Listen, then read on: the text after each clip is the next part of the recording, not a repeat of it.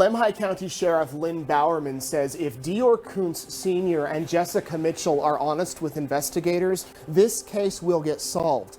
Monday, you announced that Deorr and Jessica are suspects. An announcement from the FBI that they were being less than truthful on their polygraphs. Well, yeah, I believe they're suspects. Well, they went down there probably 10, 15 minutes, and then they saw minnows. And they were going to go back to camp and get little man because he loves fish, like he loves bugs, stuff like that. And so they went back up there, and Deorr looks at Bob and says, "Where's little Deorr?" My 2-year-old son, we can't find him. Can you explain to me, and the reason I know this is because Jessica called me herself after she got out of her polygraph. Actually, I called her to check on her because Trina had texted me and said to. And I asked her how everything went, and you know what she told me? And correct me if I'm wrong, but I want to know why Jessica threw you under the bus, and Jessica said that you were with Deorr at your truck for 20 minutes while she was down in the creek fishing. So you thought baby Deorr And I thought they were all we were going as a group, yeah. So, and did you look back, did you actually see them all with you as a group at some point? At some point, before we were all as a group as we started to leave the campground. I remember all of us being together. Whatever happened, right. Bob wasn't there. Bob was at the camp, stayed at the camp. Okay. As far as I know, I thought baby Deorr was still behind us, and I was showing Jessica. Like when I went to go show them the fishing hole, like I went down there and showed Jessica where the fishing hole is, and I assumed that, Deorr and his dad were right behind me. My son was over playing with Missy, who was hooked to the back of my truck. Back on the back of my truck. And I remember I went over just to see what he was doing. He was in eyesight, but I like playing with him. I like, little games, things like that. And he has a big fetish with cramming his arm in the black exhaust pipe of my trucks always, and comes out with just big arm full of exhaust. And I walked over just as I was trying to catch him to not do it, and he did it, and he come out and his arm's solid black, and I went, son, he had the look on his face too.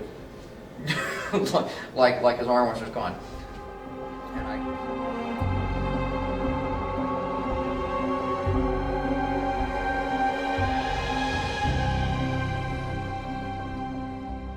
I was a grieving mother.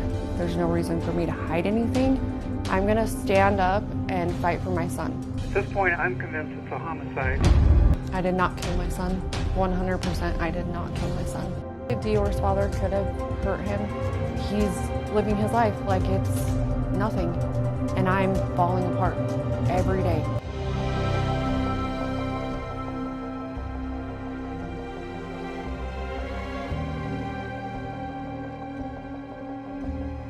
Pain doesn't go away at all. It gets worse every day.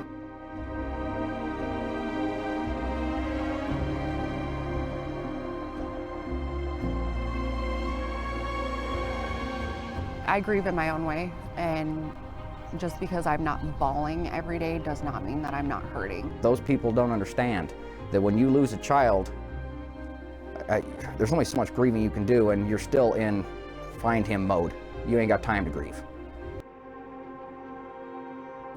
When it comes to my kids, I would die for them. Investigators have found several discrepancies in Jessica Mitchell and Vernal Kuhn's stories about the events leading up to the disappearance of their 2-year-old son, Deorr. Obviously, you can't ignore, the failing of the polygraphs, inconsistencies in statements. They've been less than truthful with me at times. These readings. Vernal and Jessica were given multiple polygraph tests. And according to law enforcement, they failed all of them. And this wasn't just a simple failure of 1 or 2 questions. According to law enforcement, they failed questions such as, do you know where your child's body is? Do you know what happened when Deorr disappeared? I don't reason to hide anything. I don't have a reason to lie about anything at all. But Vernal's the type of person that will tell you what you want to hear. I don't 100% know if he's capable or incapable of hurting my child or not. And if they can prove that Vernal had something to do with it, then I'll believe it. I feel like deep down to my core, I feel like somebody has him and is taking care of him, but he's sad because he's not home with his family.